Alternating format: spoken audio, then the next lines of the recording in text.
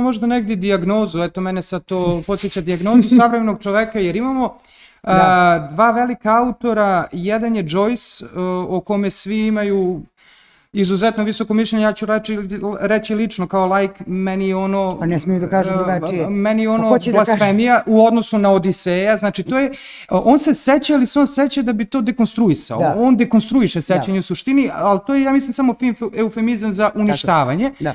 A s druge strane imamo Tolkiena koga svi odbijaju, stavljaju u negdje u zapećak, a zapravo je on iz skandinavskih saga, iz nordijske mitologije, iz svih jezika maltene Evrope, on je čak i srpski čitao, on izlači to nešto novo. Je li to možda razlog zbog čega ljudi u tom konsenzusu oko onog puta koji je Joyce zacrtao neće da priznaju Tolkiena, jer bi priznali možda da su pošli lošim putem? Vrlo moguće, jer Joyce je, mislim, prosto stožer modernosti.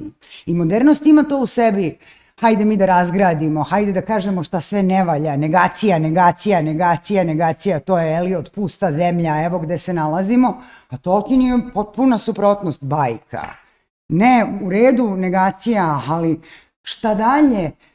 Ajde nada, ajde nešto sveto, ajde nešto svetlo. I to je on radio. Sad, to je naravno prosto, mislim, kaže on u jednom momentu, nije tačno da sva deca vole bajke. Neka deca vole bajke i ta deca koja vole bajke postanu odrasli ljudi koji vole bajke. Oni koji ne vole, jednostavno ne vole do kraja.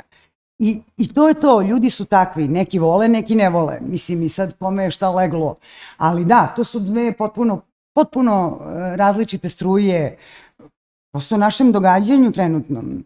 Jedna je ta dekonstruktivna, a druga je ona koja pokušava da uništi prsten, pobedi mračnog gospodara, shvati šta znači iskušenje i nada. Nada je ključna slika kod Tolkiena, ja mislim. Šta biste istakli kao stožerni segment Tolkienovog dela? Jezik. Apsolutno jezik.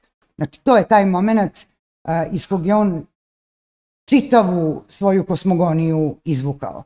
I on kaže, njemu su dolazile reči gotovo u nekom snoviđenju i on je pokušavao da ih razume.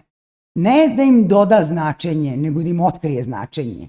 I uopšte pričama je tako pristupao, a priče je pravio iz reči. Znači, on bi našao reč, kao što je recimo Hobbit, tako je počelo. Znači, eto, jedna reč Hobbit koja ne znači ništa, uslovno rečeno, a u stvari je značila sve ovo, mislim, što mi sada znamo da hobiti jesu, mislim, a znači što šta. I apsolutno znači nešto što možemo da prepoznamo. Mislim, mi danas kad kažemo hobit, to jasno je. Življi ste od nekih stvarnih. Apsolutno. A šta znači hobit? Hobit je običan čovek. Hobit je običan čovek, neki bi rekli Englez, možda, naravno kada Englez piše, mislim da to je to, no umetnik je uvek pravi neku autobiografiju ili ako je slikar onda autoportret, tako je.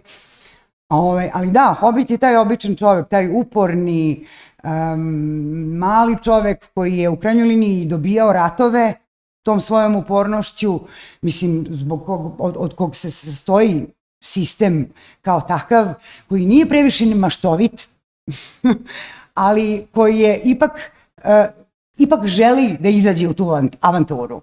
To je to. Ipak je on dovoljno hrabar. Čak i hrabriji možda nego neki sa mnogo većim kapacitetima i imaginacije.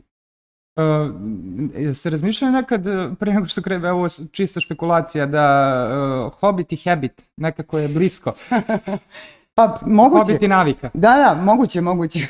U jednom momentu neko je posle komentarisao, nakon Tolkienove smrti, zašto profesor bi se baš radovao da je znao da Hobitla na islandskom znači rupa u zemlji.